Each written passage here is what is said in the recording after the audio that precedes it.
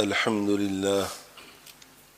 لله نحمده ونستعينه ونستغفره ونؤمن به ونتوكل عليه ونعوذ بالله من شرور أنفسنا ومن سيئات أعمالنا من يهده الله فلا مضل له ومن يضلله فلا هادي له ونشهد أن لا إله إلا الله وحده لا شريك له ونشهد أن سيدنا ونبينا ومولانا محمدا عبده ورسوله صلى الله تعالى عليه وعلى آله وأصحابه وبارك وسلم تسليما كثيرا كثيرا أما بعد فأعوذ بالله من الشيطان الرجيم بسم الله الرحمن الرحيم قالت الأعراب آمنا قل لم تؤمنوا ولكن قولوا أسلمنا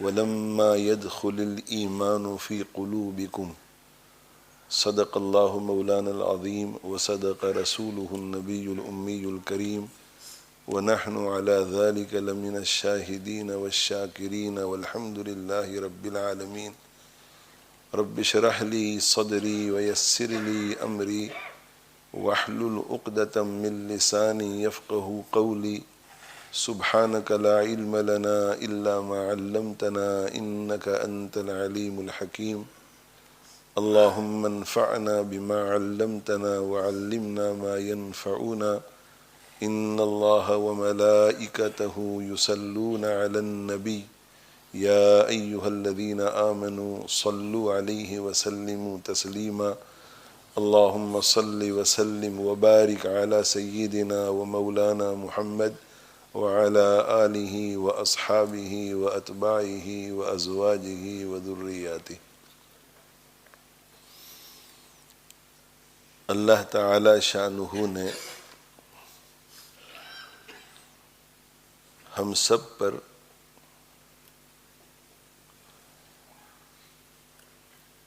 ایمان اور اسلام کی نعمت دے کر بہت بڑا احسان فرمایا. اللہم لک الحمد ولک الشکر. ایمان اور اسلام ہماری روزمرہ کی بول چال میں دونوں کا معنی ایک ہی ہے. یہ ایمان لے آیا، اس نے اسلام قبول کیا، یہ مومن ہے، یہ مسلم ہے. تو جب ہم کہتے ہیں کہ یہ مومن ہے، اس کا مطلب یہ ہے کہ اس کے دل میں ایمان ہے، چاہے وہ دین پر عمل کر رہا ہو یا نہ کر رہا ہو، یہ مومن ہے. اسی طرح جب ہم کہتے ہیں کہ یہ مسلم ہے، یہ مسلمان ہے، یا میں مسلمان ہوں، میں مسلم ہوں، تو اس کا معنی بھی یہی ہوتا ہے ہماری روزمرہ کی بول چال میں کہ یہ ایمان والا ہے، چاہے عمل کرتا ہو نہ عمل کرتا ہو. لیکن شریعت مطہرہ کی اصطلاح میں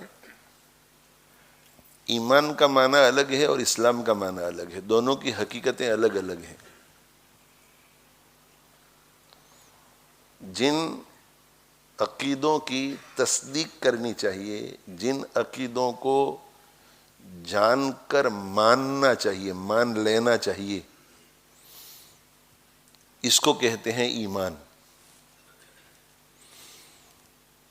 جن جن چیزوں کو جاننے اور جان لینے کے بعد ماننے کا اللہ تعالی شانہ نے ہم سے تقاضا کیا ہے، ان چیزوں کو جان کر مان لینا، دل سے قبول کر لینا، تسلیم کر لینا کہ میں قرآن کو مانتا ہوں، قرآن کو مانتا ہوں، میں قرآن اللہ کی کتاب ہے، میں مانتا ہوں اور میں نے اسے قبول کر لیا، اور میں اب اپنی پوری کوشش کروں گا کہ اس کے مطابق میری زندگی رہے، چاہے پھر وہ عمل کرے نہ کرے، یہ مومن ہو گیا. قرآن کی اتھارٹی کو تسلیم کر لیا، رسول اللہ صلی اللہ علیہ وسلم کی اتھارٹی کو تسلیم کر لیا، اللہ تعالیٰ شانہ کی اتھارٹی کو تسلیم کر لیا، جان بھی لیا، مان بھی لیا۔ ایک ہے جاننا، دوسرا ہے ماننا، ان دونوں میں فرق ہے۔ جان لینے سے کوئی مومن نہیں بنتا، جان لینے سے کوئی مومن نہیں بنتا۔ کسی ملک کا کوئی بادشاہ ہے اور پوری رعیت یہ کہتی ہے کہ یہ بادشاہ ہے، اور آپ بھی جانتے ہیں کہ بادشاہ ہے، لیکن آپ مانتے نہیں ہیں کہ میں اسے بادشاہ نہیں مانتا۔ کیا مطلب؟ کہ میں یہ نہیں چاہتا کہ یہ بادشاہ رہے، میں چاہتا ہوں کہ ایسی کوئی شکل پیدا ہو جائے کہ یہ ہٹ جاوے اور اس کی جگہ پر فلاں بادشاہ بن جاوے، اور میں پھر اس کی مان کر چلوں گا، اس کی نہیں مانوں گا۔ تو اسے جو ہے وہ بے وفائی کہتے ہیں۔ تو جاننے سے کوئی وفادار نہیں ہو جاتا، جان کر پھر مان لینے سے، تسلیم کر لینے سے، قبول کر لینے سے وفادار بنتا ہے۔ تو اگر کوئی یہ جان لیتا ہے کہ اسلام سچا مذہب ہے، اگر کوئی جان لیتا ہے کہ اللہ ہے اور ایک ہی ہے، اس کے سوا کوئی دوسرا معبود نہیں ہے، اگر کوئی جان لیتا ہے کہ رسول اللہ صلی اللہ علیہ وسلم اللہ کے رسول ہیں، مگر وہ ان کے تابع بننے کے لیے تیار نہیں ہے، ان کی وفاداری کرنے کے لیے تیار نہیں ہے، اعلان کرنے کے لیے تیار نہیں ہے کہ میں اللہ کو مانتا ہوں، اللہ میرا رب ہے، اللہ میرا معبود ہے، یہ ماننے کے لیے تیار نہیں ہے کہ اللہ کے رسول صلی اللہ علیہ وسلم اللہ کے پیغمبر ہیں، یہ جو کچھ بھی لاتے ہیں اللہ کی طرف سے لاتے ہیں، لہذا مجھے اسے قبول کرنا چاہیے، اسے ماننا چاہیے، اس کے مطابق زندگی گزارنی چاہیے، یہ وفادار نہیں، جانتا ہے مگر مانتا نہیں ہے، قبول نہیں کرتا۔ تو صرف جاننے سے کوئی مومن نہیں بنتا۔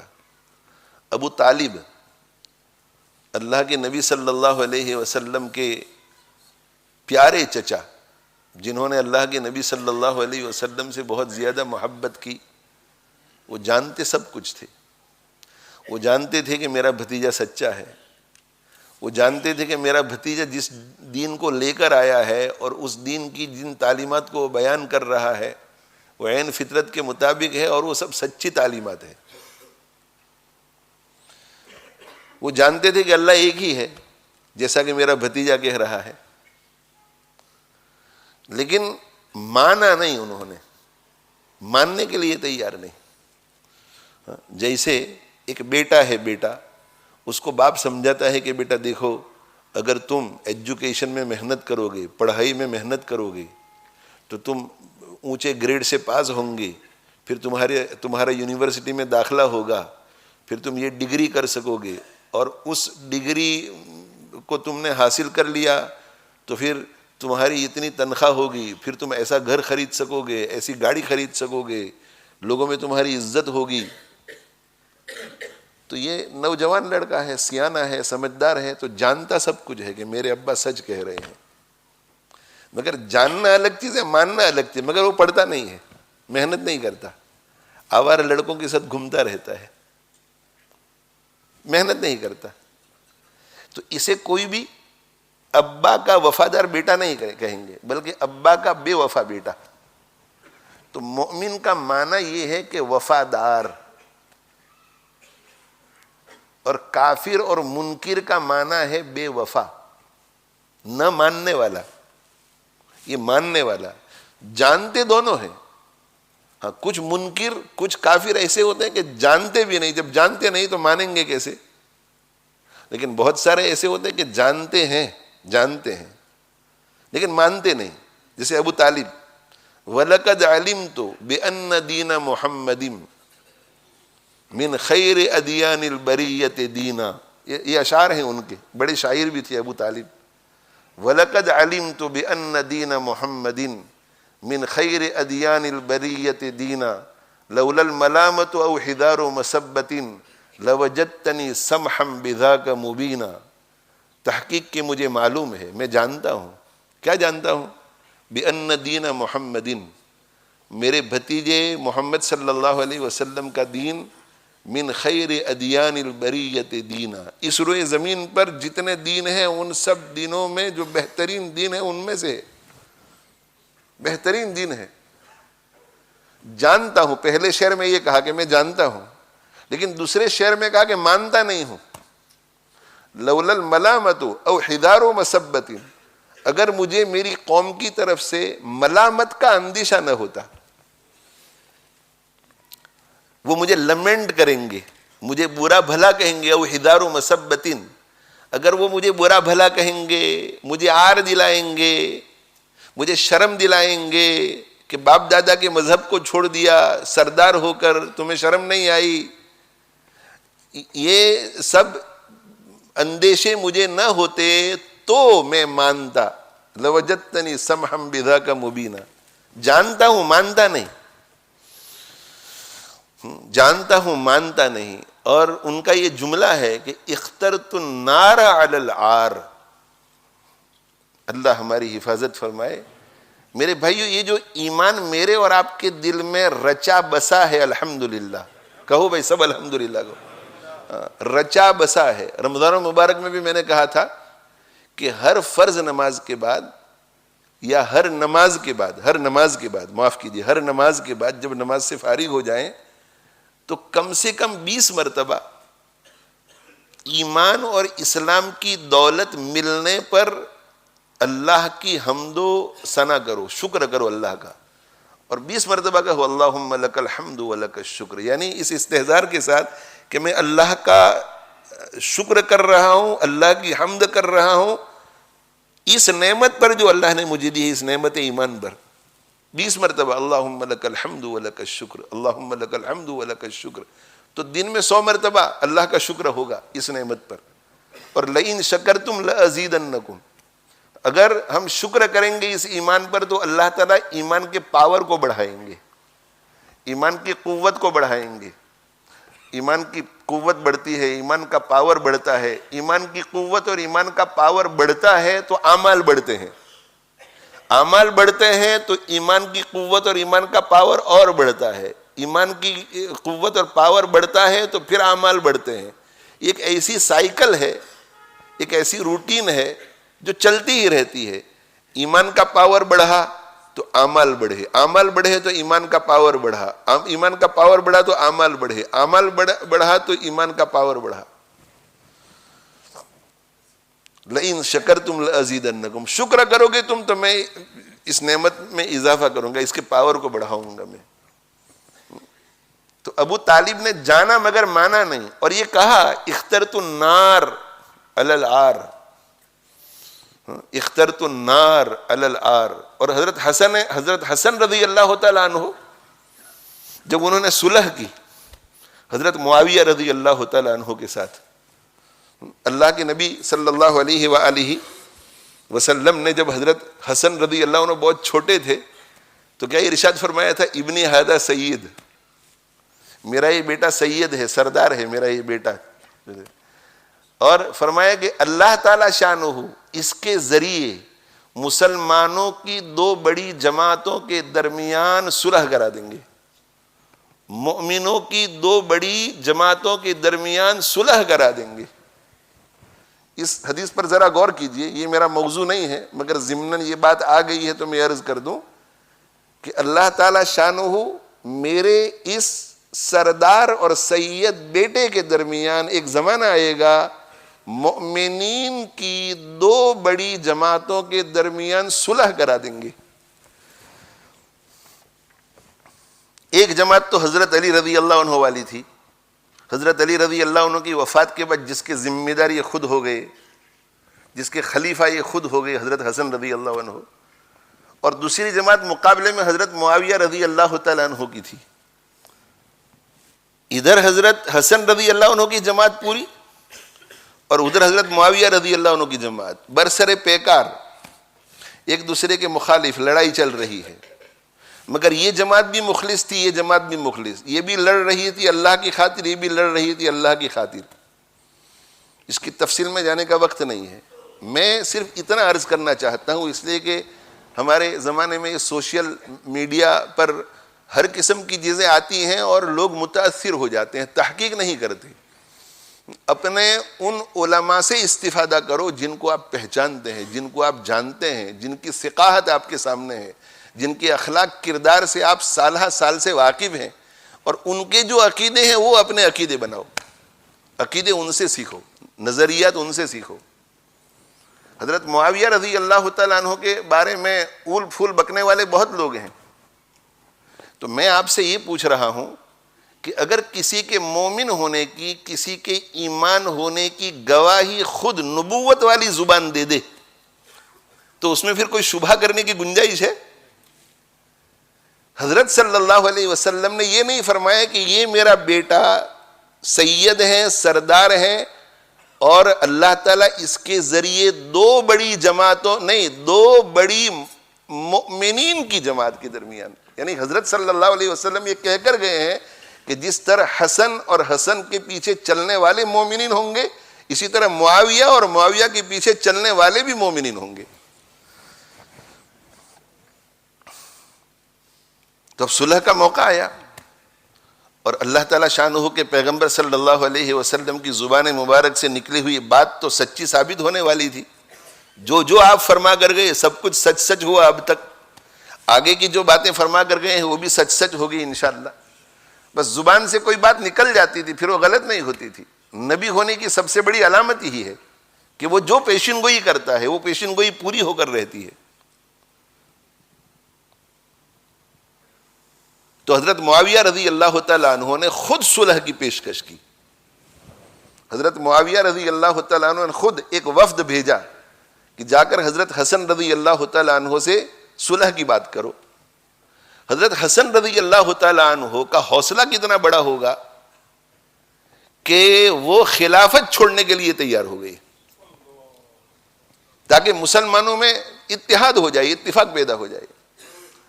اور ظاہری صورتحال ایسی نہیں تھی کہ حضرت حسن رضی اللہ تعالیٰ عنہ کے پیچھے چلنے والے کم ہو گئے تھے، نہیں، زبردست لشکر جرار، یعنی دونوں سپر پاور۔ حضرت معاویہ رضی اللہ عنہ کا لشکر بھی زبردست اور ادھر بھی زبردست، لیکن وہ تیار ہو گئے اور شروط کی بات چیت کی کہ بھئی ان شرطوں پر ہم۔ تو ظاہر ہے کہ ایسے موقع پر کچھ لوگ وہ بھی ہوتے ہیں جن کو حضرت علی سے محبت ہو بہت اعلیٰ درجے کی رضی اللہ تعالیٰ عنہ، باپ سے محبت، حضرت حسن سے بھی محبت ہو، اور پھر وہ ایسا سمجھے کہ بھئی اس کوز کے لیے اتنی جانیں گئی ہیں، اتنے سالوں سے ہم لڑتے رہے ہیں، اور اب یہ صلح کر رہے ہیں تو ہماری تو ناک کٹ جائے گی، یہ ہمارے لیے امبیرسمنٹ ہے، یہ ہمارے لیے عار ہے، شرم کی بات ہے۔ آر شرم کو کہتے ہیں اور نار آگ کو کہتے ہیں۔ تو ابو طالب نے کیا کہا تھا؟ اخترت النار علی العار، میں اسلام تو قبول کر لیتا، مان لیتا، لیکن مجھے شرم آ رہی ہے، میں امبیرس فیل کر رہا ہوں لوگوں کے سامنے کہ یہ مجھے کچھ کہیں گے، تو میں آر سے بچنے کے لیے نار پر راضی ہوں۔ یہ ابو طالب نے کہا تھا، اخترت النار علی العار۔ آخری بات جو انہوں نے کہی تھی کہ بس اب جہنم میں جانا پڑے تو کوئی حرج نہیں، مگر یہ میں سن نہیں پاؤں گا۔ تو جب حضرت حسن رضی اللہ تعالیٰ عنہ کو آر دلائی گئی کہ اتنی جانیں قربان ہوئی، آپ کیا کر رہے ہیں، تو انہوں نے اسی جملے کو استعمال کیا اور فرمایا کہ اخترت العار علی النار، کہا کہ جہنم سے بچنے کے لیے، اللہ کی باز پرس سے بچنے کے لیے میں نے امبیرسمنٹ کو قبول کر لیا، کوئی حرج نہیں۔ تو میں یہ عرض کر رہا ہوں کہ اور بالکل آخری وقت ہے، ایک طرف امیہ ہے اور ابو جہل ہے، یہ بڑے بڑے سردار پہنچ گئے جب پتہ چلا کہ حضرت ابو طالب کا انتقال ہو رہا ہے، اور ادھر سے رسول اکرم صلی اللہ علیہ وسلم بھی پہنچ گئے، اور آپ اندازہ لگا سکتے ہیں کہ جن کے سامنے جنت بھی تھی، جہنم بھی تھی، آخرت کے احوال سے جتنے وہ واقف تھے ہم واقف نہیں، ان کے دل میں کتنا درد ہو رہا ہوگا کہ مجھ سے جان سے زیادہ محبت کرنے والا چچا دنیا سے کفر کے ساتھ جا رہا ہے، یعنی کیفیت کیا ہوگی اس وقت، اللہ اکبر۔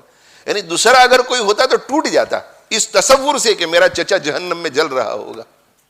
لیکن گئے آپ اور آپ نے کہا کہ یہ چچا قل لا الہ الا اللہ احاج بہا عند اللہ یوم القیامہ. چچا جان صرف لا الہ الا اللہ کہہ دیجئے, بس کلمہ پڑھ لیجئے.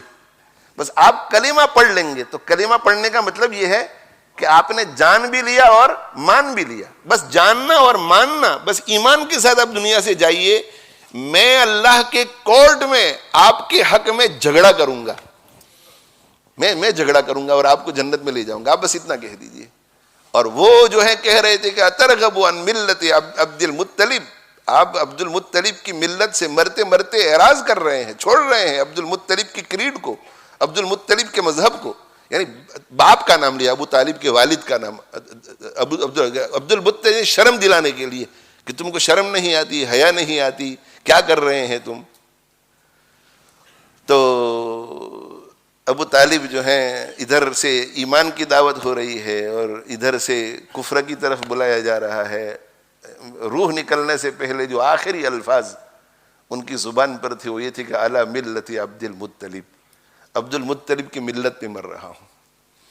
اور اللہ جل جلالہ وعم نوالہ نے اس واقعے سے مجھے اور آپ کو یہ بتایا کہ ایمان کی دولت جو تمہارے پاس ہے اس میں تمہارا کوئی کمال نہیں ہے.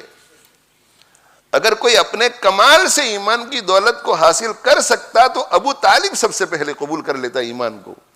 لیکن دیکھو ابو طالب تو ایمان کے بغیر جا رہا ہے, اور وہ حبشے کا بلال رضی اللہ تعالیٰ عنہ ہے, وہ آتے ہیں ایمان قبول کرتے ہیں. ابو طالب کو ایمان قبول کرنے کے لیے کوئی قربانی دینی نہ پڑتی, اور ان کو تو قربانیاں دینی پڑ رہی ہے حضرت بلال رضی اللہ تعالیٰ عنہ کو.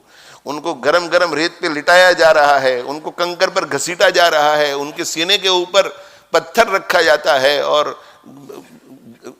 گرم گرم ریت پر لٹایا جاتا ہے, اور وہ سورج کی تپش کے نیچے تڑپ رہے ہیں. مگر پھر بھی ایمان اللہ نے دیا, اور ایمان بھی ایسا راسخ دیا کہ اس حالت میں بھی وہ کہہ رہے تھے کہ احد احد احد احد, اللہ ایک ہی ہے, اللہ ایک ہی ہے, احد احد کا نعرہ وہ لگا رہے تھے. تو ابو طالب جو ہے جانا مگر مانا نہیں, جانا مگر مانا نہیں. ہرقل شاہ روم, رومن امپائر کے ایمپرر اس وقت کے ہرقلیس. تو ہرقل جو ہے ایمان جان لیا تھا. جتنی چیزیں معلوم کرنی تھی معلومات حاصل کی. حضرت ابو سفیان رضی اللہ تعالیٰ عنہ کو بلایا, اس وقت تک مسلمان ابھی آپ ہوئے نہیں تھے, تجارتی قافلے میں گئے ہوئے تھے شام. دہیہ الکلبی رضی اللہ عنہ گرامی نامہ خط مبارک لے کر پہنچے. اس میں خط تھا کہ من محمد عبد اللہ و رسولہ الی ہرقل عظیم الروم سلام علی من اتبع الہدی. خط اسلم تسلم یؤتک اللہ اجرک مرتین فإن تولیت فإن علیک اسم الأریسیین. یہ فإنی ادعوک بدعایۃ الاسلام ویا اہل الکتاب تعالوا الی کلمۃ سواء بیننا وبینکم الا نعبد الا اللہ. یہ خط پہنچا, وہاں خط پہنچا تو ہرقل کو اندازہ تو تھا, اس لیے کہ ہرقل ایمپرر بھی تھا اور بہت بڑا عالم بھی تھا آسمانی کتابوں کا, آسمانی کتابوں کا بہت بڑا عالم بھی تھا. یعنی اس زمانے میں روم میں جو پوپ تھا, تو پوپ کے علم اور پوپ کا اور ہرقل کا علم برابر تھا, ایک دوسرے کی نظیر تھے دونوں. تو اندازہ تو ہو گیا تھا کہ علامات ساری ہیں. اور پھر حضرت دہیہ الکلبی رضی اللہ عنہ پہنچے تو کہا کہ بھئی یہ جہاں سے آئے ہیں وہاں سے کوئی قافلہ وافلہ آیا ہے؟ کہا کہ ہاں آیا ہے. تو کہا بلاؤ ان کو. حضرت ابو سفیان رضی اللہ تعالیٰ عنہ سے پوچھا, یہ سوال, دوسرا سوال, تیسرا سوال, چوتھا سوال, پانچواں سوال, کل 11 سوالات پوچھے. 11 سوالات کے جوابات ہوئے, اور پھر کہا کہ چلو بھائی اب خط پڑھ کر کے سناؤ. خط پڑھ کر کے سنا انہوں نے. تو جان لیا کہ نبی یہی ہے, نبی آخر الزمان یہی جن کا انتظار ہو رہا تھا. مگر انسان جان لینے کے بعد مانتا نہیں ہے. کیوں نہیں مانتا؟ اس لیے نہیں مانتا کہ یا تو اسے اپنا کوئی نقصان نظر آتا ہے ماننے میں, یا نہ ماننے میں اسے اپنا کوئی فائدہ نظر آتا ہے. ابو طالب کو نقصان نظر آ رہا تھا. کیا نقصان نظر آ رہا تھا؟ کہ اگر میں نے مان لیا اور ایمان قبول کر لیا تو مجھے بہت کچھ سننا پڑے گا, میری ذلت ہوگی میری قوم میں. اور ان کو یہ فکر ہوئی کہ اگر جان تو لیا ہے میں نے, مجھے پتا ہے, اس لیے کہ کیا فرمایا کہ مجھے معلوم ہے کہ انہ خارج, مجھے معلوم ہے, وَلَقَدْ عَالَمُ أَنَّهُ خَارِجٌ, مجھے معلوم ہے کہ نبی آخر الزمان کسی وقت بھی ظہور پذیر ہو سکتے ہیں, یہ مجھے معلوم تھا. وَلَمْ أَظُنَّ أَنَّهُ مِنْكُمْ, لیکن مجھے یہ گمان نہیں تھا کہ تم میں سے آئیں گے, میری نظر کہیں اور تھی. اس لیے کہ عرب لوگ تو شرک میں پڑے ہوئے تھے. تو اور پھر یہ کہ حضرت یعقوب علیہ السلام کے بعد, یہ جو بنو اسرائیل ہے وہ یعقوب علیہ السلام کی اولاد ہے. یعقوب علیہ السلام کا دوسرا نام ہے اسرائیل. تو ان کے دو بیٹے ہیں, یعقوب علیہ السلام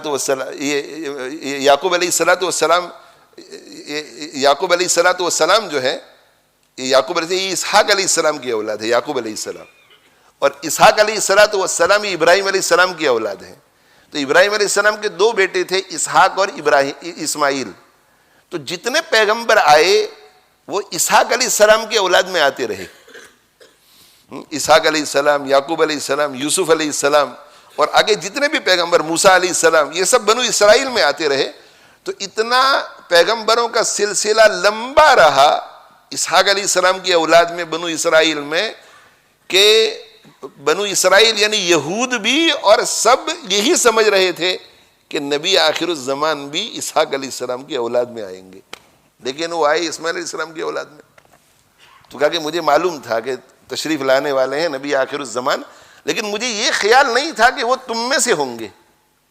اور پھر کہا کہ اگر مجھے یہ معلوم ہو جاتا کہ میں ان تک پہنچ سکوں گا, مجھے اگر معلوم ہو جاتا کہ میں ان تک پہنچ سکوں گا, یہ ہرقل کہہ رہا ہے. تو ایسا کیوں کہا اس نے؟ یعنی وہ اشارہ یہ کر رہا تھا کہ اگر میں نے ایمان قبول کر کے ان کے پاس جانے کا ارادہ کیا, میری قوم مجھے قبول نہیں کرے گی, جانے بھی نہیں دے گی, مجھے قتل کر دے گی.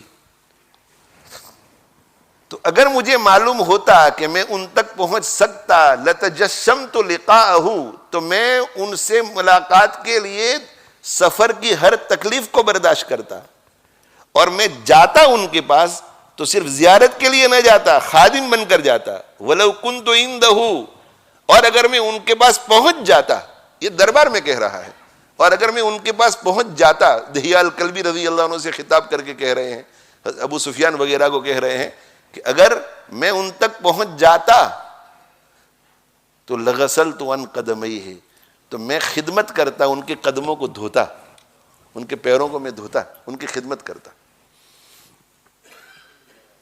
تو جب دیکھا سب درباری لوگوں نے کہ ان کا تو رجحان ادھر معلوم ہو رہا ہے, تو شور شرابہ ہوا. تو مہمانوں کے سامنے شور شرابہ تو اچھا نہیں تھا, غیروں کے سامنے. تو ابو سفیان رضی اللہ تعالیٰ عنہ فرماتے ہیں کہ ہم لوگوں کو باہر نکال دیا گیا دربار سے. کہ میں جب دربار سے باہر نکلا اس وقت تو میں کٹر دشمن تھا, اور میرے ساتھ جتنے لوگ تھے وہ بھی کٹر دشمن. لیکن جب ہمیں باہر نکال دیا گیا تو سب سے پہلا جملہ جو میری زبان پر آئے وہ یہ تھا, لقد امر عمرو بن ابی قبشہ انہ یخافہ ملک بنی الاصفر. یہ جملہ کہا کہ عجیب, محمد کا تو معاملہ بہت عظیم ہو گیا, شاندار ہو گیا, عظیم الشان ہو گیا. اس لیے کہ رومن امپائر کے مقابلے میں حضور اکرم صلی اللہ علیہ وسلم اور ان کے پیچھے چلنے والے مسلمانوں کی تو ظاہری اعتبار سے کوئی حیثیت نہیں تھی. اقتصادی اعتبار سے, پولیٹیکل اعتبار سے, جنگی ہتھیاروں کے اعتبار سے, جنگی تیاری کے اعتبار سے وہ مدینہ منورہ میں ابھی منحصر تھے. تو کہا کہ یہ جو شور شرابہ ہوا, تو کہا لقد امر عمرو بن ابی قبشہ, ابو قبشہ کے بیٹے یعنی حضور اکرم صلی اللہ علیہ وسلم کا معاملہ تو بہت عظیم ہو گیا, اس سے تو رومن ایمپائر بھی ڈر رہا ہے، وہ بھی ان کے قدموں کو دھونے کی بات کر رہا ہے۔ اور پھر جو ہے ابو سفیان رضی اللہ عنہ کہتے ہیں کہ اس دن سے لے کر فتح مکہ تک جب میرے دل میں یہ بات اتری کہ جانتا تو ہے اب مان بھی لینا چاہیے، اور میں نے مان لیا، اس وقت تک ایسا کوئی مرحلہ 2 سال میں نہیں آیا جس میں میرے دل میں یہ خیال نہ رہا ہو کہ محمد صلی اللہ علیہ وسلم کا معاملہ اور آپ کا دین کسی نہ کسی دن غالب آئے گا اور ہمیں ان کے سامنے جھکنا پڑے گا اور سرنگو ہونا پڑے گا۔ اور جب خط پڑھنے کے لیے کہا کہ خط پڑھو تو خط پڑھا گیا، تو خط میں پہلے تھا کہ من محمد عبد اللہ ورسولہ الی ہرقل عظیم الروم، تو بھتیجا وہاں کھڑا تھا ہرقل کا، تو اس نے خط کھینچ لیا پڑھنے والے کے ہاتھ سے، خط کھینچ لیا اس نے۔ تو ہرقل نے پوچھا کہ بھئی کیا ہوا تمہیں، کیا ہوا تمہیں؟ تو اس نے کہا کہ اس نے آپ کی گستاخی کی ہے، اس کے خط کو کیوں پڑھا جا رہا ہے؟ وفاداری بتلائی اس نے اپنے چچا کے ساتھ۔ اس شخص نے اپنا نام پہلے رکھا، من محمد عبد اللہ ورسولہ، اور آپ کا نام بعد میں، الی ہرقل عظیم الروم، اور آپ کو صرف عظیم الروم کہا، روم کا بادشاہ، صاحب الروم کہا، روم والا، روم والا، تو اس خط کو نہیں پڑھا جانا چاہیے۔ تو ہرقل نے کہا کہ انک لضعیف الرائے، تیری رائے جو ہے کمزور ہے، تو کمزور رائے والا آدمی ہے، کیا تو یہ چاہتا ہے کہ میں کسی خط کو پھینک دوں اس سے پہلے کہ اس کا مضمون معلوم نہ کروں؟ ایک خط آیا ہے تو مضمون تو معلوم ہونا چاہیے کہ پورا مضمون کیا ہے۔ اور وہ جو ہے کیا، یہ جو کہا نا کہ میں اگر ان کے پاس پہنچ سکتا تو میں قدموں کو دھوتا، یہ میدان کو ہموار کرنے کی کوشش کر رہا تھا کہ میں ذرا دیکھوں کہ ان کا ریاکشن کیا ہے۔ تو یہاں بھی پھر اس نے کہا کہ اور اگر انہوں نے اپنا نام پہلے لکھا ہے اور میرا نام بعد میں لکھا ہے تو کیا ہو گیا؟ اگر وہ اللہ کے رسول ہیں تو نام تو پہلے انہی کا ہونا چاہیے۔ یعنی دیکھو، جان لیا تھا، پورے طور پر جان لیا تھا۔ اور پھر یہ وہاں سے چلا، بیت المقدس میں تھا اس وقت، اور بیت المقدس میں تھا، اور بیت المقدس سے ہمس چلا گیا، ہمس، اس لیے کہ رومن ایمپائر جو ہے بہت پھیل گیا تھا، تو کیپٹل روم تھا، روم سے پھر آگے جا کر کے کانسٹنٹینوپل ان کا کیپٹل ہوا جب بہت سلطنت پھیلی، اور میڈل ایسٹ میں جب سلطنت اور زیادہ پھیلی تو میڈل ایسٹ میں ایک چھوٹا سا اور کیپٹل بنایا، ہمس۔ تو کانسٹنٹینوپل اصل تھا، مگر اس علاقے میں جانا ہوتا تھا تو ہمس میں رکتا تھا، تو ہمس میں وہ رکا ہوا تھا۔ تو ہمس جانے سے پہلے اس نے رسول اللہ صلی اللہ علیہ وسلم کا یہ خط اور پوری کارگزاری اس زمانے کے پوپ تک پہنچی، وہاں بھیجی کہ وہاں بھیجو اور دیکھو کہ وہ کیا کہتا ہے۔ اور پھر ہمس میں رکا، کانسٹنٹینوپل نہیں گیا، حالانکہ بہت مہینوں سے نکلا ہوا تھا، اور ہمس میں رکا رہا اس نیت سے کہ اگر پوپ کا جو میرے پاس خط آ جائے اور وہ بھی میری تائید کرے کہ یہ نبی آخر الزمان ہیں، تو کانسٹنٹینوپل سے مدینہ منورہ کا سفر لمبا ہوگا، اور یہ میں میڈل ایسٹ میں ہوں، ہمس سے میرے لیے سفر آسان ہوگا۔ اس نے انتظار کیا اور پوپ کا وہاں سے خط آیا، اور پوپ نے بھی تائید کی کہ آپ کا جو خیال ہے وہ بالکل صحیح ہے، آپ کا خیال بالکل صحیح ہے، یہ نبی آخر الزمان ہے۔ اور یہ پوپ جو ہے زغاطر اس کا نام تھا، وہ بہت بڑا عالم تھا اس زمانے کا، لیکن اس نے بھی ظاہر ہے کہ ایمان قبول نہیں کیا۔ اب ہرقل کو جب یہ خط پہنچا تو پھر داعیہ پیدا ہوا کہ مجھے ایمان قبول کرنا چاہیے، مگر میری قوم پتہ نہیں ساتھ دے گی یا نہیں، تو اس نے دربار بلایا، دربار عام، اور دربار عام میں اس نے کہا کہ اے لوگو، اگر تم کامیابی چاہتے ہو، رشد چاہتے ہو، اور تم یہ چاہتے ہو کہ یہ ایمپائر تمہارے قبضے میں رہے، تو اس نبی پر ایمان لے آؤ۔ اگر تم کامیابی چاہتے ہو، رشد چاہتے ہو، اور اگر تم یہ چاہتے ہو کہ یہ ملک تمہارے ہاتھوں میں رہے، تو ایک ہی طریقہ ہے، اس نبی پر ایمان لے آؤ۔ کیوں؟ اس لیے کہ اس نے تو پچھلی کتابوں میں سب کچھ پڑھا تھا، اس سے اسے اندازہ ہو گیا تھا کہ چند سالوں میں یہ پورے رومن ایمپائر کو بھی کھا جائے گا، یہ اسلام غالب آ جائے گا اسلام۔ تو جیسے ہی انہوں نے سنا وہ بھڑک گئے.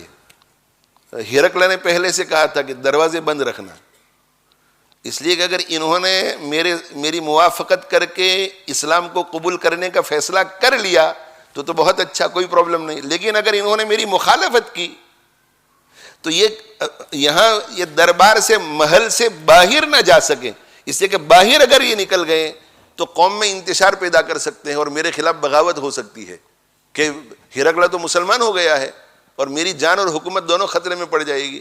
تو سب بھڑکے اور بھڑک کر کے باہر جب انہوں نے نکلنا چاہا تو دروازے تک پہنچے تو دروازے تو بند تھے. تو ہرقل نے کہا کہ بھئی واپس آ جاؤ, ابھی بات ہماری پوری نہیں ہوئی ہے, واپس آ جاؤ, اندر آ جاؤ.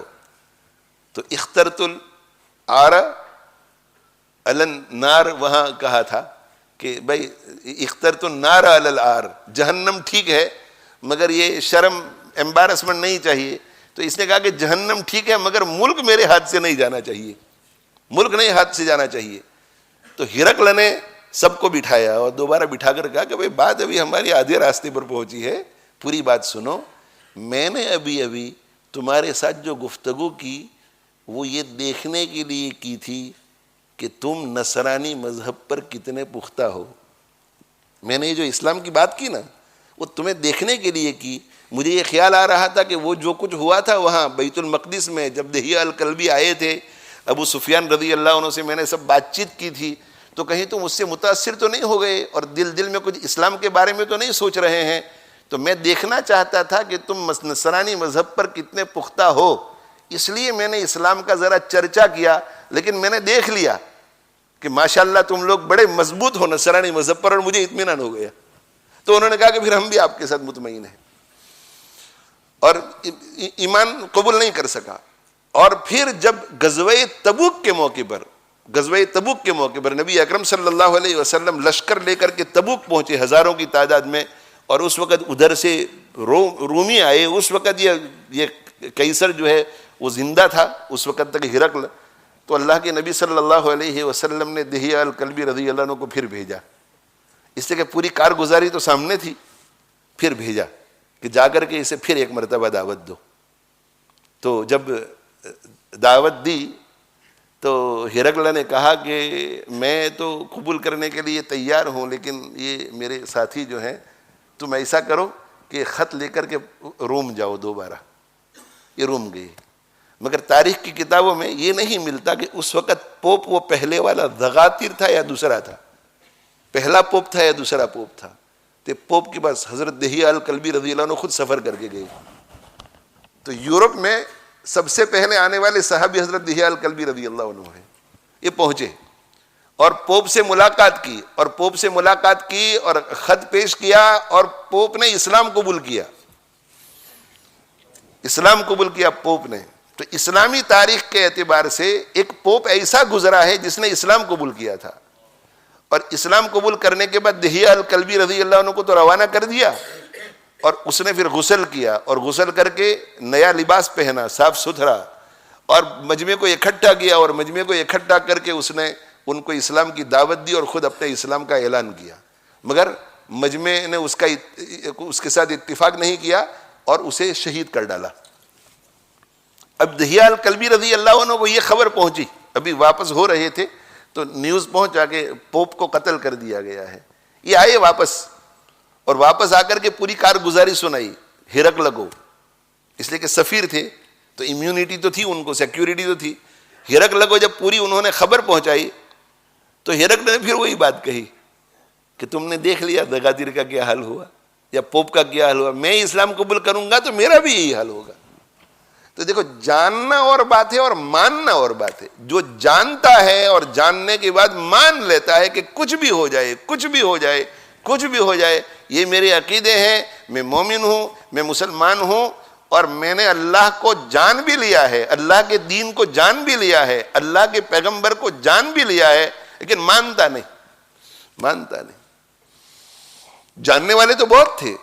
آپ صلی اللہ علیہ وسلم کے زمانے کے یہود کے بارے میں کہا جاتا ہے, قرآن کہتا ہے کہ یعرفونہ کما یعرفون ابناءہم, انہوں نے پہچان لیا تھا آپ صلی اللہ علیہ وسلم کو جیسے کہ وہ اپنی اولاد کو پہچانتے ہیں. اولاد کو جس طرح پہچانتے ہیں ویسے ہی آپ صلی اللہ علیہ وسلم کی ان کو معرفت حاصل تھی، علم حاصل تھا، لیکن مانا نہیں انہوں نے، سبمیشن نہیں تھا، سب ماننا نہیں ہوا، تو قبول نہیں کیا انہوں نے. تو اللہ کے نبی صلی اللہ علیہ وسلم کے ذریعے اللہ تعالیٰ شانہ جن جن چیزوں کو دنیا میں بھیجتے ہیں، یا جس دین کو بھیجتے ہیں، جس سسٹم کو بھیجتے ہیں، دنیاوی زندگی گزارنے کا جو طریقہ بھیجتے ہیں، اسے جاننا اور جان کر اسے مان لینا، یہ ہے ایمان. یہ ہے ایمان. بلیفز جب دل میں رچ بس جائے، بغیر کسی شک شبہ کے قبول ہو جاوے، اس کو کہتے ہیں ایمان. یہ ہے ایمان.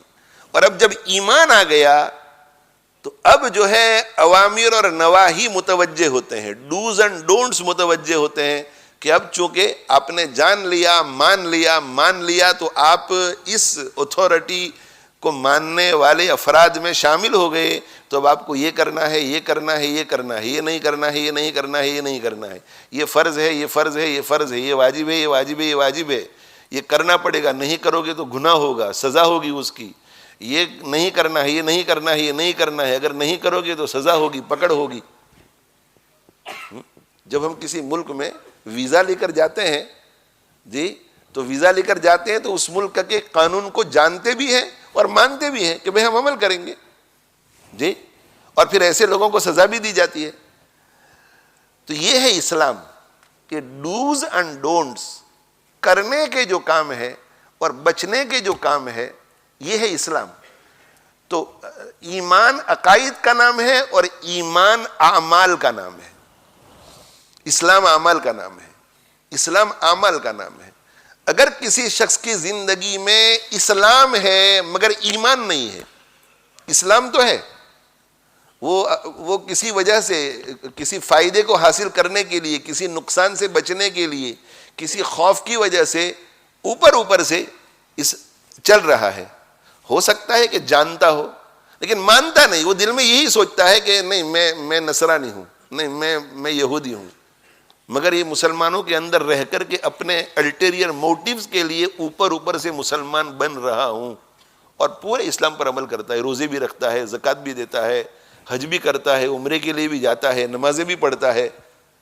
تو یہ اسلام بغیر ایمان کے اللہ کے یہاں معتبر نہیں ہے.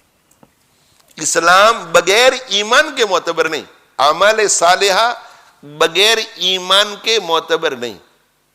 اور ایمان جو ہے، ایمان وہ بغیر اسلام کے معتبر تو ہے، بغیر اعمال کے معتبر تو ہے، مگر خطرے میں رہتا ہے. یہ ایمان جو ہے، ایمان جو جانا اور مانا، اس کے بعد اگر اسلام نہیں ہوگا، یعنی اعمال نہیں ہوگا، اعمال نہیں ہوں گے، تو یہ ایمان خطرے میں رہتا ہے. یہ ایمان خطرے میں رہتا ہے. اعمال جتنے بڑھیں گے ایمان اتنا ہی زیادہ پاورفل ہوگا. اعمال بڑھے ایمان پاورفل ہوا، اعمال بڑھے ایمان پاورفل ہوا، اعمال بڑھے ایمان پاورفل ہوا. یہ ایمان اور اسلام کا آپس میں بہت گہرا تعلق ہے. ایمان آتا ہے تو ایمان تقاضا کرتا ہے اعمال کا، تو کچھ اعمال شروع ہوتے ہیں، اعمال ہوئے تو پھر ایمان بڑھتا ہے، ایمان بڑھتا ہے تو اعمال کا پھر تقاضا. تو یہ ہمارے جو اکابر مشائخ، صحابہ ہیں، تابعین ہیں، تبع تابعین ہے، اولیاء امت ہے، ان کی زندگیوں میں فرائض واجبات پورے کے پورے نظر آتے ہیں، اور حرام اور مکروہات تحریمیہ سے بچنا پورا کا پورا نظر آتا ہے. مگر ایسا بھی ہمیں نظر آتا ہے کہ 40 سال تک پوری زندگی سنت غیر مؤکدہ بھی ان کی فوت نہیں ہوئی. اس کی کیا وجہ ہے؟ اس کی وجہ یہ ہے کہ اعمال میں ترقی کرتے ایمان کا پاور اتنا بلند ہو گیا کہ سنت غیر مؤکدہ تو کیا، اگر کوئی نفل کام بھی وہ اپنا معمول بنا کر شروع کرتے تھے تو زندگی میں کبھی بھی ناغہ نہیں ہوتا تھا. اسلام یہ جو ہے سبمیشن کا معنی یہ ہے کہ جس چیز کو میں نے جانا اور میں نے قبول کیا، اب میں سبمٹ ہو کر اس کو بجا لاؤں گا، میں کروں گا، اللہ جو کہیں گے کروں گا، جس حالت میں بھی ہوں گا کروں گا، اور اللہ تعالیٰ جس چیز سے روکیں گے رکوں گا. میں ادھر ادھر نہیں ہوں گا، میں گنجائشوں کو تلاش نہیں کروں گا، دین میں آسانی کو تلاش نہیں کروں گا جسے آج کل ہم کر رہے ہیں. ہم گنجائشوں کو تلاش کر رہے ہیں، آسانی کو تلاش کر رہے ہیں، آسان فتوے ڈھونڈ رہے ہیں. فتووں کی شاپنگ کرتے ہیں ہم، ہے کہ کہیں ان کو پوچھا تو انہوں نے کہا کہ ناجائز ہے، ان کو پوچھا انہوں نے بھی کہا کہ ناجائز ہے، ان کو پوچھا انہوں نے بھی کہا کہ ناجائز ہے۔ بھئی 3 مفتیوں نے آپ کو کہہ دیا کہ ناجائز ہے، اور آپ سب سے پہلے فلاں مفتی کے پاس گئے تھے، تو باقی سارے مفتیوں کو چھوڑ کر ان کے پاس کیوں گئے تھے بھائی؟ اس لیے کہ آپ کو سب سے زیادہ بھروسہ ان پر تھا۔ تو سب سے زیادہ معتبر مفتی کے پاس آپ گئے، اس نے کہہ دیا کہ نہیں یہ نہیں کر سکتے آپ، تو پھر دوسرے کے پاس کیوں گئے بھائی؟ اور دوسرے کے پاس گئے تو وہ بھی معتبر ہوگا نا، تو اس نے بھی منع کیا۔ تیسرے کے پاس گئے، اس نے بھی منع کیا۔ مگر یہ ہماری شاپنگ چلتی رہے گی جب تک کہ کوئی ایسا مفتی ہمیں نہ مل جاوے جو ہماری مرضی کے مطابق ہمیں فتویٰ نہ دے۔ تو یہ اللہ کی بات کو ماننا کیسے، یہ سبمیشن کیسے ہوا؟ یہ سبمیشن کیسے ہوا؟ اور دل جو ہے، دل وہ اندر سے شک میں ہے، دل جانتا ہے کہ یہ جو کچھ کہہ رہا ہے صحیح کہہ رہا ہے، فتویٰ یہی ہے، لیکن اپنے دل کی تسکین کے لیے کچھ سہارا ڈھونڈتا ہے، سہارا ڈھونڈتا ہے، سٹرو کو ڈھونڈتا ہے، تنکے کو ڈھونڈتا ہے کہ تنکے کا سہارا مجھے مل جاوے، ایک سٹرو کا مجھے سہارا مل جاوے کہ میں ایسا کہہ سکوں کہ میں فلاں مفتی صاحب کو میں نے پوچھا ہے۔ اور آج کل تو لوگ ایسا بھی کہتے ہیں کہ ایک مفتی صاحب سے میں نے پوچھا ہے، مگر انہوں نے مجھے کہا ہے کہ میرا نام مت کہنا۔ ایک مفتی صاحب سے میں نے پوچھا ہے، انہوں نے مجھے کہا ہے کہ یہ آپ کر لیں مگر میرا نام مت کہنا۔ تو آپ اتنے عقل مند نہیں ہیں کہ ان میں اتنی جرت کیوں نہیں ہے کہ وہ ایسا کہیں کہ میرے نام سے کہنا کہ میں کہہ رہا ہوں کہ یہ جائز ہے، اور ان سے لکھوا کر کے بھی لاؤ کہ لکھ کر کے ذرا سٹمپ لگا کر کے آپ دو کہ یہ جائز ہے، تاکہ اس کو دوسرے دارالفتاؤں میں بھیج کر کے اس کی اسکروٹنی کی جا سکے، معتبر دارالفتاؤں میں، دارالعلوم دیوبند میں بھیجا جا سکے، مظاہر علوم سہارنپور میں بھیجا جا سکے، دارالعلوم کراچی بھیجا جا سکے۔ یہ اسلام ہے، یعنی گنجائش نہیں ڈھونڈتے۔ اللہ تعالیٰ شانہ ہمیں توفیق عطا فرماوے، اللہ ہمیں توفیق عطا فرماوے۔ تو یہ جو شوال، ذوالقعدہ، ذوالحجہ، ان کو حج کے مہینے کہا جاتا ہے۔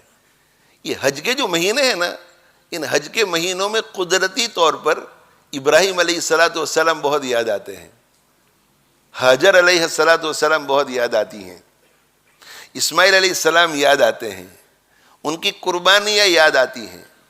مسجدوں میں ممبروں سے ان کا تذکرہ بھی ہوتا ہے، لیکن تذکرہ نہ بھی ہو تو جو مسلمان ہوتے ہیں، دین سے کچھ تعلق ہوتا ہے، تو خود بخود ان کے ذہنوں میں یہ باتیں آتی ہیں۔ اگر کوئی آپ سے یہ کہے کہ میں عمرے کے لیے جا رہا ہوں تو شاید ان تینوں کا تصور نہیں آئے گا، لیکن جیسے ہی آپ کو کوئی کہ میں حج کے لیے جا رہا ہوں تو فوراً ان تینوں کا تصور آتا ہے۔ تو حج جو ہے، حج بھی یہی اسلام سکھاتا ہے، اسلام، کہ اللہ کی طرف سے جو حکم آ جائے، تمہارا دل کرے نہ کرے، اپنی کامیابی اسی میں سمجھ کر اس کو کر گزرو۔ یہ اتباع رسول یہی ہے، اتباع سنت یہی ہے۔ یہ اتباع سنت یعنی رسول اللہ صلی اللہ علیہ وسلم کا طریقہ یہی ہے۔ حضرت مولانا فضل الرحمان صاحب گنج مراد آبادی رحمۃ اللہ علیہ بڑے اللہ والے گزرے ہیں، بڑے اللہ والے۔ حضرت تھانوی رحمۃ اللہ علیہ بھی حضرت کی خدمت میں حاضر ہوئے ہیں اکتساب فیض کے لیے، بڑے اللہ والے گزرے ہیں، اور حدیث میں ان کی سند بھی بہت عالی تھی، اور حدیث جو ہے، حدیث اس کا خاص ایک وہاں ایک ذوق تھا حدیث کا۔ ان کے بعض متوسلین فرماتے ہیں کہ ایک مرتبہ میں گیا اور وہاں جو ہے وہ حضرت نے فرمایا کہ چلو کچھ حدیثیں پڑھ لیتے ہیں۔ کبھی کہتے تھے کہ بھائی ابو داؤد شریف لاؤ، ابو داؤد شریف پڑھو، چلو فلاں کتاب پڑھ لیتے ہیں۔ تو کہا کہ حضرت نے حدیث کی کتاب پڑھوانی شروع کی تو وہ فرماتے ہیں کہ جب میں نے پڑھنا شروع کیا تو مجھے ایسا محسوس ہوا کہ میرے اور رسول اللہ صلی اللہ علیہ وسلم کے درمیان کوئی واسطہ نہیں ہے۔ ایسی کیفیت ہو گئی، ایسی کیفیت ہو گئی۔ اور کہا کہ اس کیفیت کی وجہ سے میں نے نعرے لگائے، اللہ اکبر کے، سبحان اللہ کے، الحمدللہ کے، بے اختیار نعرے لگے، بے اختیار۔ تو حضرت کے لیے وہ کوئی بڑی بات نہیں تھی، حضرت سمجھ گئے ہوں گے کہ ایک کیفیت خاص طاری ہوئی ہے، تو حضرت فرمایا کہ تم حدیث پڑھ کر کے چیختے چلاتے ہو، ڈانٹا ان کو. تو یہ مولانا فضل الرحمن وہ یہ فرماتے تھے کہ قطبیت اور غوثیت کچھ بھی نہیں ہے. قطبیت قطب ہونا اور غوث ہونا یہ ولایت کے بہت اونچے مقام ہے. کہ قطب ہونا اور غوث ہونا یہی ہے کہ زندگی میں اتباع سنت آ جائے. اور سنت سے مراد پورا دین، کہ اللہ کے نبی صلی اللہ علیہ وسلم جس چیز کو لے کر آئے ہیں اس پر مین وعن، جیسا آپ لے کر آئے تھے اسی طرح ہم چلیں. جیسے صحابہ کے زمانے میں دین پر عمل تھا اسی طرح ہم دین کو رکھیں اور اس پر عمل کریں. زمانے سے ہم متاثر نہ ہو، زمانے کے حالات سے ہم متاثر نہ ہو، زمانے کے حالات سے ہم پریشر میں نہ آ جائیں، دباؤ میں نہ آ جائیں.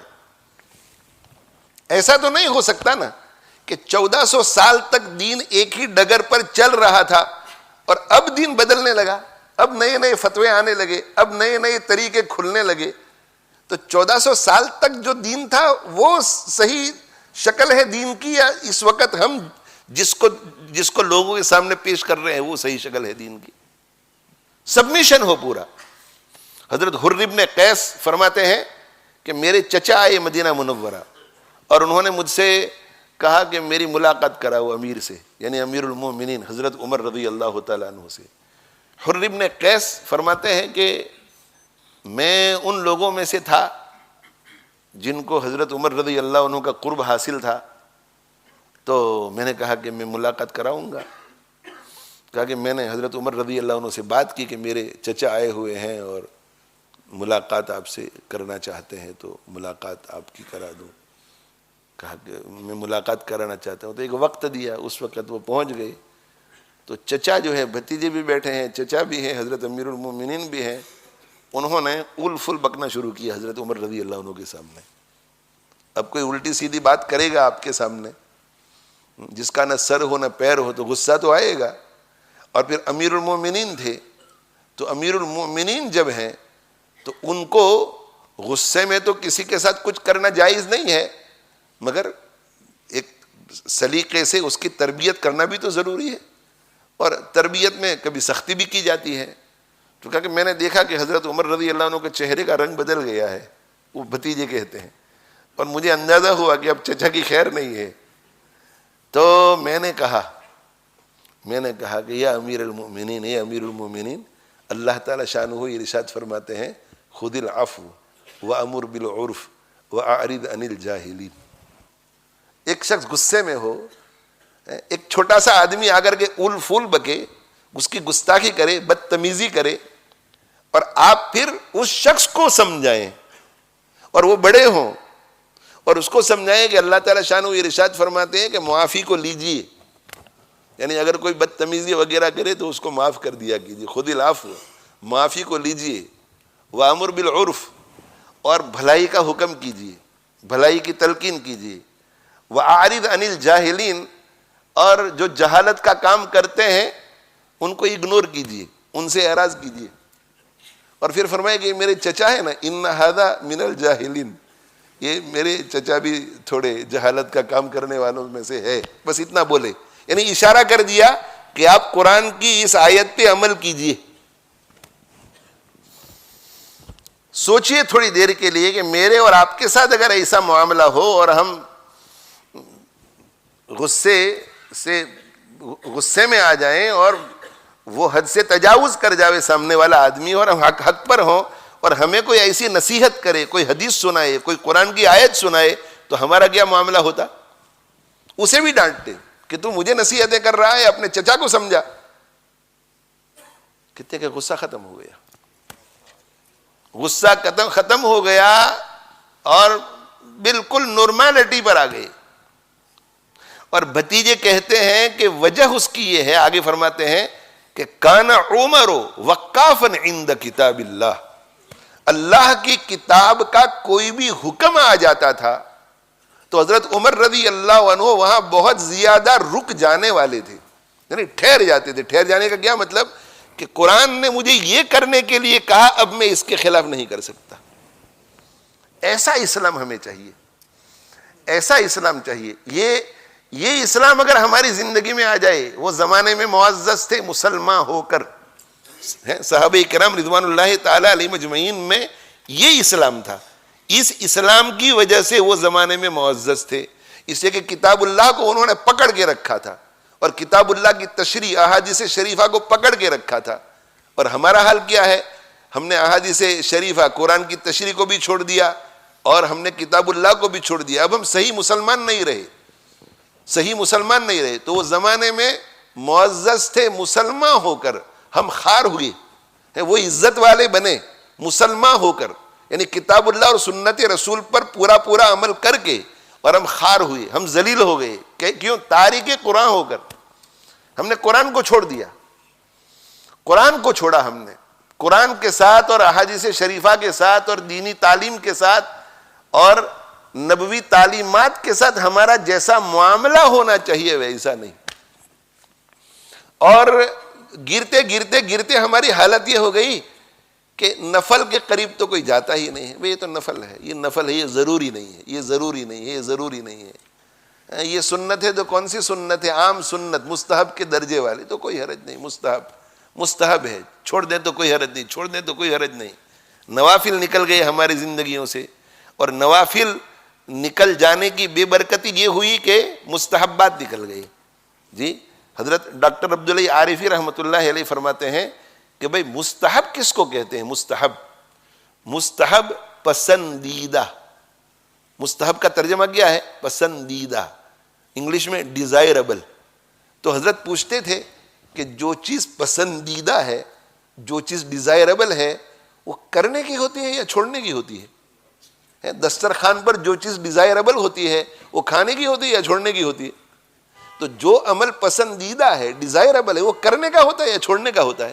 لیکن ہم نے چھوڑنا شروع کر دیا، اور پھر جو ہے مستحبات کو چھوڑنے کی بے برکتی ایسی ہوئی کہ سنن غیر مؤکدہ چھوٹنے لگ گئے، اور سنن غیر مؤکدہ جب چھوٹنے لگے تو پھر سنن مؤکدہ چھوٹنے لگی، اور جب سنن مؤکدہ چھوٹنے لگی تو پھر فرائض میں کمی آ گئی۔ یہ ترتیب ہے، یہ جو نوافل کا اہتمام کرتا ہے تو نوافل کی برکت سے مستحبات آئیں گے، مستحبات کی برکت سے سنن غیر مؤکدہ، سنن غیر مؤکدہ کی برکت سے سنن مؤکدہ، سنن مؤکدہ کی برکت سے واجبات، اور واجبات کی برکت سے فرائض آئیں گے۔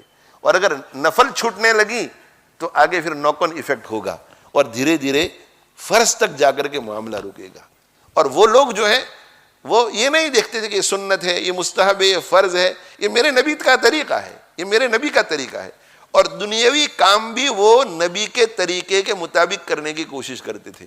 اور زندگی میں سنت کا اس قدر اہتمام، اس قدر اہتمام، اس قدر اہتمام کہ ان کو جاننے والے اگر ان کو کوئی ایسا عمل کرتے ہوئے دیکھتے تھے کہ جو عمل انہوں نے پہلے کبھی دیکھا نہیں ہے، تو کتابوں میں دیکھنے سے پہلے، حدیثوں میں دیکھنے سے پہلے ان کو یقین ہو جاتا تھا کہ یہ سنت ہے، ورنہ ہمارے حضرت نہ کرتے، ہمارے حضرت نہ کرتے۔ حضرت مولانا رشید احمد گنگوہی رحمۃ اللہ علیہ کے ایک مسترشد، ایک مرید، وہ حضرت مولانا خلیل احمد سہرانپوری رحمۃ اللہ علیہ کے پاس گئے، ملاقات ہوئی، شاید حضرت کا وصال ہو چکا تھا، تو ان سے پوچھا کہ فلاں عمل میں سنت طریقہ کیا ہے؟ بھئی ہم بھی کبھی پوچھتے ہیں کسی سے کہ فلاں عمل میں سنت طریقہ کیا ہے؟ یہ رواج ہمیں ڈالنا چاہیے کہ آپس میں بیٹھے ہوئے ہوں تو دوست احباب آپس میں ایک دوسرے سے کہیں کہ بھئی چلو آج کھانے کی سنتیں ہم دیکھ لیتے ہیں کہ کتنی سنتیں ہیں، چلو میں جتنی ہو سکے بولتا ہوں، پھر آپ مجھے لقمہ دیجئے، اور پھر ہم دیکھتے ہیں کہ ہماری زندگیوں میں سنت ہے یا نہیں۔ مذاکرہ ہی نہیں۔ نماز جیسی محتم بشان عبادت، اس میں بھی سنتوں کا اہتمام نہیں، سنتوں کا اہتمام نہیں۔ ہم جن سنتوں پہ عمل کر رہے ہیں الحمدللہ، یہ بھی ایک حد تک اللہ کے نبی صلی اللہ علیہ وسلم کی محبت کی وجہ سے ہے، لیکن اگر اعلیٰ درجے کی ہمیں محبت ہوتی تو ہر جگہ پر ہم ڈھونڈتے کہ اس میں سنت کیا ہے، اس میں سنت کیا ہے، اور نماز میں تو ہم ضرور سنت طریقے کے مطابق عمل کرتے۔ تو انہوں نے پوچھا کہ حضرت فلاں عمل کرنے کے لیے سنت طریقہ کیا ہے؟ حضرت مولانا خلیل احمد سہرانپوری رحمۃ اللہ علیہ کو اس وقت مستحضر نہیں تھا، اس لیے کہ ہو سکتا ہے کہ زندگی میں حضرت کو وہ عمل کرنے کی نوبت ہی نہ آئی ہو، ضرورت ہی نہ پڑی ہو، تو اب ظاہر ہے کہ ایسا کہنا چاہیے تھا کہ انشاءاللہ میں بعد میں آپ کو کتابوں میں دیکھ کر بتاؤں گا، لیکن انہوں نے ایسا نہیں کیا. انہوں نے کہا کہ آپ نے حضرت گنگوہی رحمۃ اللہ علیہ کے پاس کچھ وقت گزارا ہے، آپ نے کبھی حضرت کو یہ عمل کرتے ہوئے دیکھا ہے؟ آپ نے کبھی حضرت گنگوہی کو یہ عمل کرتے ہوئے دیکھا ہے؟ تو بھئی ہر سنت پر تو ہر شخص عمل نہیں کرتا نا، کرتا ہے ہر شخص، بڑے بڑے لوگ بھی بعض سنتوں کو چھوڑتے ہیں، لیکن حضرت گنگوہی رحمۃ اللہ علیہ سنت کے کتنے پابند تھے. تو جو سنت ایک مستحب چیز کا اتنا پابند ہو، وہ سنت غیر موقدہ، سنت موقدہ، واجب اور فرض کا کتنا پابند ہوگا. تو حضرت مولانا خلیل احمد سہرانپوری نے کہا کہ آپ نے حضرت کو یہ عمل کرتے ہوئے دیکھا ہے؟ تو وہ سوال کرنے والے نے کہا کہ جی ہاں دیکھا ہے. تو پھر اسی طرح کر لیجیے، اس لیے کہ سنت وہی ہے. یہ بھی نہیں پوچھا کہ حضرت کو آپ نے کس طرح کرتے ہوئے دیکھا پھر میں ٹیلی کر لوں کتابوں کے ساتھ، نہیں، کہا کہ یہی سنت ہے. حضرت مولانا قاسم نانوتوی رحمۃ اللہ علیہ، انگریز نے گرفتاری کا وارنٹ جاری کیا اور حضرت سے لوگوں نے کہا کہ آپ چھپ جائیے، تو 3 دن تک چھپے رہے، 3 دن، اور 3 دن تک یہ سر سے لے کر پیر تک رگ رگ میں عشق نبوی رچا بسا تھا اور اتباع سنت کا جذبہ رچا بسا تھا. 3 دن کے بعد حضرت باہر نکل آئے. لوگوں نے کہا کہ آپ کی تو جان خطرے میں ہے، ہو سکتا ہے کہ گرفتار کر کے پھانسی دے دے، سولی پہ چڑھا دے، آپ کہاں نکل آئے؟ تو انہوں نے کہا کہ میں نے میرے آقا صلی اللہ علیہ وسلم کی زندگی کو دیکھا، تو میں نے دیکھا کہ ایک ہی مرتبہ آپ چھپے ہیں زندگی میں، اور وہ تب جب آپ نے ہجرت فرمائی تھی، اور میں نے اس پر غور کیا تو مجھے پتا چلا کہ 3 دن سے زیادہ آپ چھپے نہ رہے تھے. میں نے نبی صلی اللہ علیہ وسلم کے طریقے کے خلاف کرنا مناسب نہیں سمجھا. 3 دن ہو گئے میں نکل آیا. یہ ہماری زندگی میں ہونا چاہیے. سلطان شمس الدین التمش رحمہ اللہ تعالی غالباً خواجہ باقی باللہ رحمۃ اللہ علیہ کے مریدوں میں سے تھے.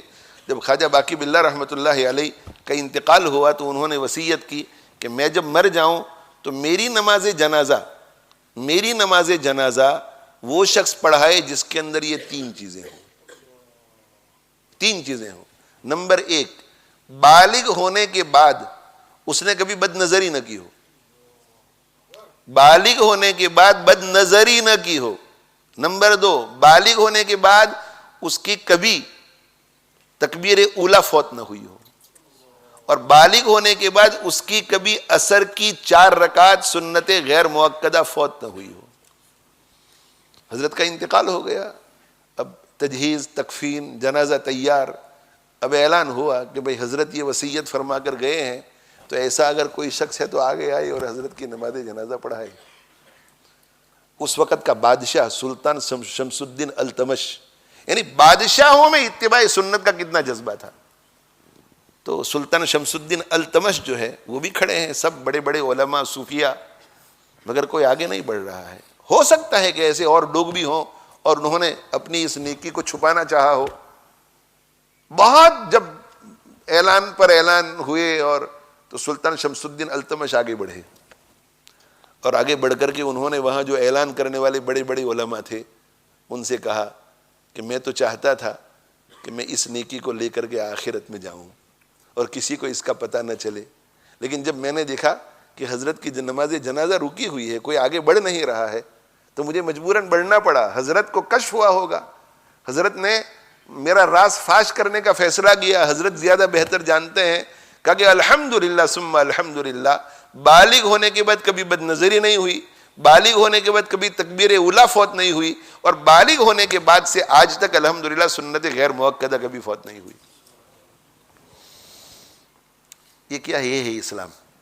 ہمیں اسلام میں ترقی کرنی ہے. اس وقت جو لوگوں کو خیالات آتے رہتے ہیں نا کہ مسلمانوں پر اللہ کی نصرت کیوں نہیں آتی، نصرت کے دروازے کیوں نہیں کھلتے، یہ کیا ہو رہا ہے کیا نہیں، اصل میں مسلمانی تو لاؤ اپنے اندر، مسلمانی لاؤ. اگر مسلمانی ہوگی تو اللہ جل جلالہ وعم نوالہ کی نصرت آج بھی اسی طرح آئے گی جیسے صحابہ کرام رضوان اللہ تعالی علیہم اجمعین کے زمانے میں آتی تھی.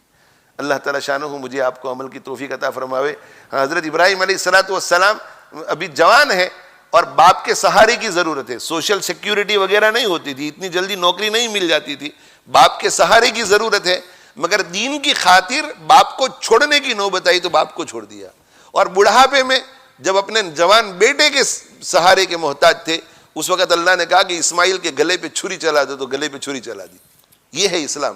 کہا کہ بیوی بچوں کو بیابان جنگل میں چھوڑاؤ، تو بیابان جنگل میں چھوڑ دیا. اور تربیت ایسی ہوئی تھی، پیغمبر کا گھرانہ ایسا تھا کہ حضرت حجر علیہ الصلوۃ والسلام جو ابھی ابھی آپ کے نکاح میں آئی تھی، آپ کے گھر میں آئی تھی، ان کو جب وہاں چھوڑا اور کہا کہ بولنا کچھ مت، واپس جب آنے لگے تو آپ کہاں ہمیں چھوڑ کے جا رہے ہیں، کہاں چھوڑ کے جا رہے ہیں؟ حضرت ابراہیم علیہ السلام خاموش ہے، بول نہیں رہے، اس لیے کہ اللہ کا حکم ہے. تو کہا کہ اللہ نے آپ کو اس کا حکم کیا ہے؟ تو کہا کہ ہاں. تو کہا اذن لا یضیعنا، تب تو تم جاؤ، اللہ ہمیں ضائع نہیں کرے گا. اللہ تعالیٰ شانہ کے احکام بظاہر ایسے لگتے ہیں کہ نقصان ہوگا اس سے، لیکن نہیں، نقصان نہیں ہوتا، فائدہ ہی ہوتا ہے. اسماعیل علیہ السلام کو کہا کہ فلما بلغ معه السعي قال يا بني اني ارى في المنام اني اذبحك فانظر ماذا ترى. خواب دیکھ رہا ہوں کہ میں تجھے ذبح کر رہا ہوں، تیری کیا رائے ہے؟ سمجھانا نہیں پڑا کہ بیٹا میں پیغمبر ہوں، پیغمبر جو خواب دیکھتا ہے وہ سچا ہوتا ہے، یہ اللہ کا حکم ہوتا ہے، ذرا تم یہ نہیں. بلکہ کیا کہا کہ میں خواب دیکھ رہا ہوں کہ میں تیرے گلے پہ چھری چلا رہا ہوں، اب بتا کہ تو کیا کہتا ہے. یہ دیکھنا چاہتے تھے کہ میرا بیٹا اسلام میں کتنا پختہ ہے. تو کہا یا ابت افعل ما تؤمر، یہ میرے ابا جو آپ کو حکم کیا گیا ہے وہ اللہ کی طرف سے، آپ کر گزریے. ستجدنی انشاء اللہ من الصابرین، اگر اللہ نے چاہا تو آپ مجھے جمنے والوں میں سے پائیں گے. یہ ہے اسلام. اسلام جم جائے، آدمی جم جائے. اللہ تعالیٰ شانہ مجھے آپ کو عمل کی توفیق عطا فرماوے. حج میں ہم جاتے ہیں، حج میں تو حج میں بہت ساری ایسی مستحب چیزیں ہیں، بہت ساری مسنون چیزیں ہیں، وہ حج کے اندر ممنوع ہو جاتی ہے، یعنی ناجائز ہو جاتی ہے. اور بہت ساری ایسی چیزیں ہوتی ہیں جو احرام کے باہر ناجائز ہوتی ہے، وہ احرام کی حالت میں جائز ہو جاتی ہے. ہمیں کیا ٹیسٹ ہمارا کیا جاتا ہے کہ سبمیشن ہے یا نہیں، اسلام ہے یا نہیں، جو میں کہتا ہوں وہ کرتے ہیں یا نہیں، اعمال میرے حکم کے مطابق ہے یا نہیں. خوشبو مت لگاؤ، بھائی سنت ہے، مستحب ہے، کہ نہیں مت لگاؤ، ہم نے منع کر دیا. حاجی خوشبو نہیں لگاتا ہے نا جی. مونچھیں تراشنا، بغل کے نیچے کے بالوں کو کاٹنا، جب تک احرام میں ہے، 1 مہینہ ہو جائے، 2 مہینے ہو جائے، تمہیں چھیڑنا نہیں ہے تو حاجی نہیں چھیڑتا ہے نا. اور پھر جو ہے وہاں جا رہے ہیں عرفہ میں تو کہ عصر کی نماز ظہر کے ساتھ پڑھ لو، تو یہ نہیں سوچتا حاجی کہ وقت سے پہلے کیسے پڑھ لیں، اگر مغرب کا وقت ہو گیا مگر مت پڑھنا جب تک عشاء کا وقت نہ ہو جائے. یعنی حالت حج میں یہ ساری چیزیں ہم سے کروائی جا رہی ہے، ناجائز جائز، جائز ناجائز، لیکن ایک لمحے کے لیے کویسچن مارک نہیں آتا. یہ اللہ ہمیں سکھاتے ہیں کہ حاجیوں شیطان پر کنکر مار کر اپنی پچھلی زندگی پیچھے چھوڑ کر اس جذبے کے ساتھ جاؤ کہ بغیر کسی کویسچننگ کے اللہ کی طرف سے، اللہ کے رسول صلی اللہ علیہ وسلم کی طرف سے جو حکم بھی آئے گا، چاہے اپنی طبیعت کے کتنا ہی خلاف ہو اور اس میں چاہے کتنا ہی نقصان مجھے نظر آ رہا ہو، لیکن میں سرے تسلیم خم کر دوں گا اور وہ کروں گا جو اللہ کی مرضی ہے اور اپنی مرضی کو قربان کر دوں گا.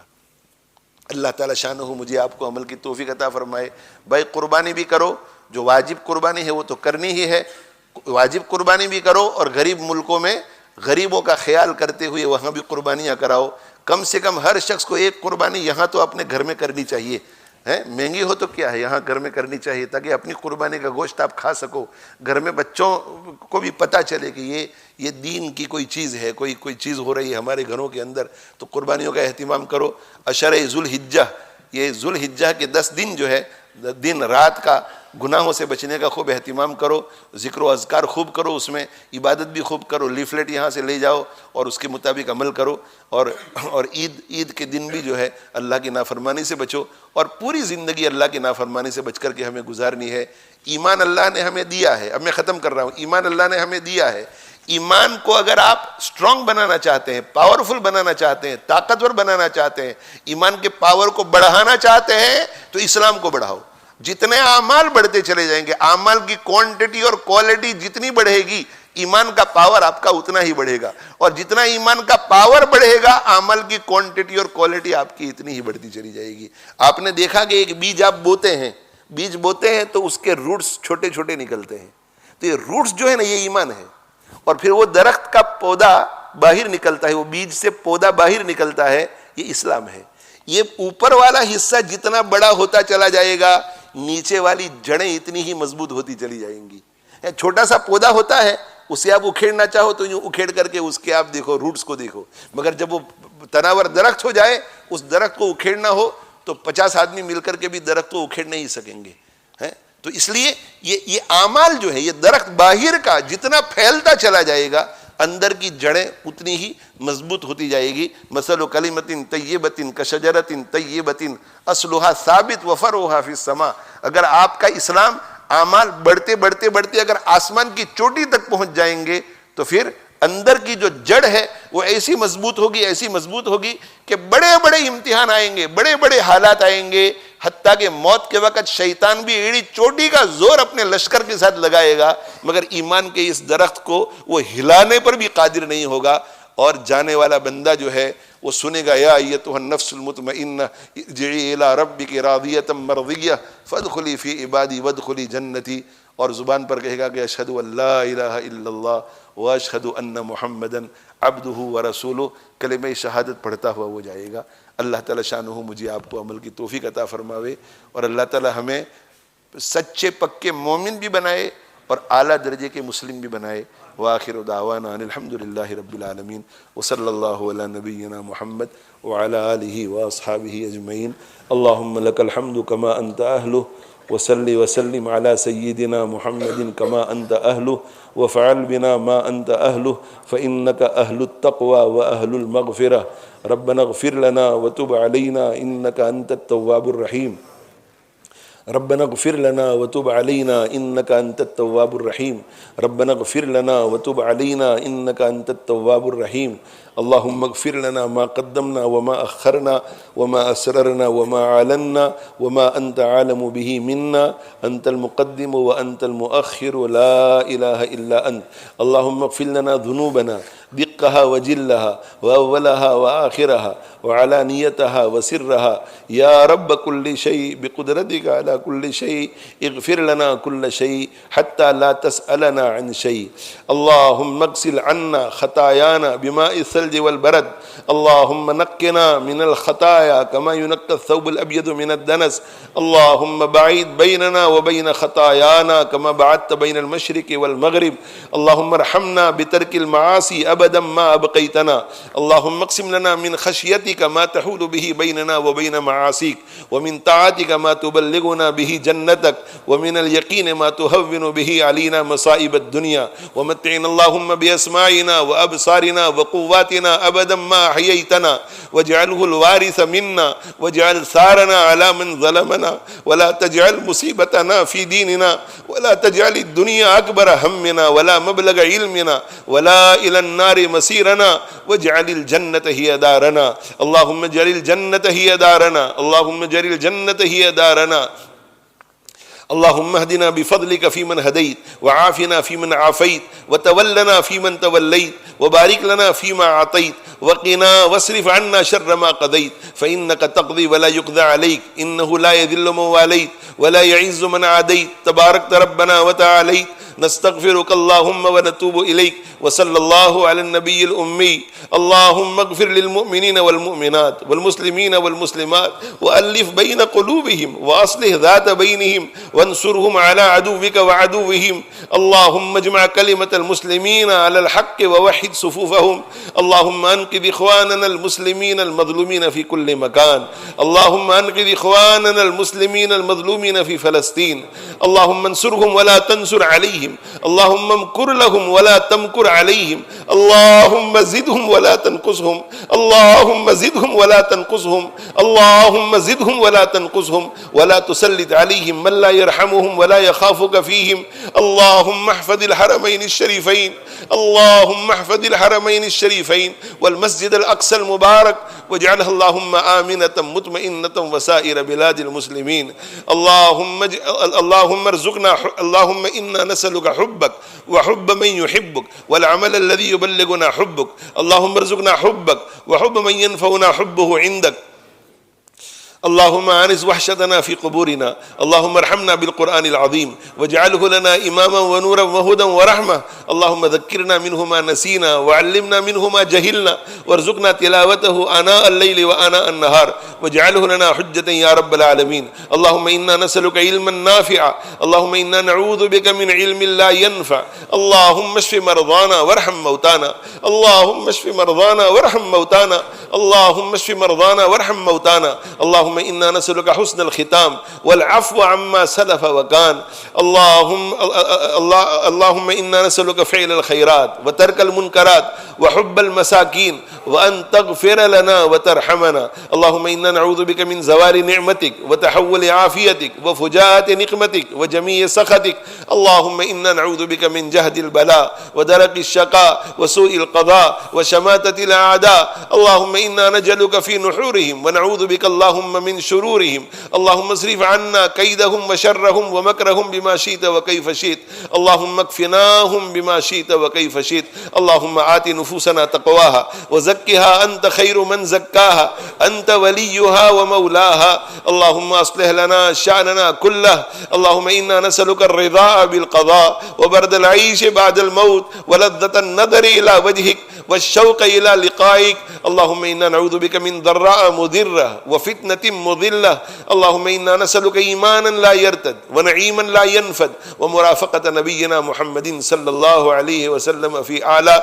درجة الجنة جنة الخلد اللهم إنا نسألك من الخير كله عاجله وآجله ما علمنا منه وما لم نعلم ونعوذ بك من الشر كله عاجله وآجله ما علمنا منه وما لم نعلم اللهم إنا نسألك من خير ما سألك عبدك ونبيك ونعوذ بك من شر ما عاذ منه عبدك ونبيك اللهم إنا نسألك الجنة وما قرب إليها من قول وعمل ونعوذ بك من النار وما قرب إليها من قول وعمل اللهم إنا نسألك أن تجعل كل قضاء قضيته لنا خيرا ورشدا اللهم كل خير لكل مسلم ومسلمة اللهم كل خير لكل مسلم ومسلمة اللهم كل خير لكل مسلم ومسلمة ربنا آتنا في الدنيا حسنة وفي الآخرة حسنة وقنا عذاب النار ربنا تقبل منا إنك أنت السميع العليم وتب علينا إنك أنت التواب الرحيم رب اغفر وارحم وأنت خير الراحمين سبحان ربك رب العزة عما يصفون وسلام على المرسلين والحمد لله رب العالمين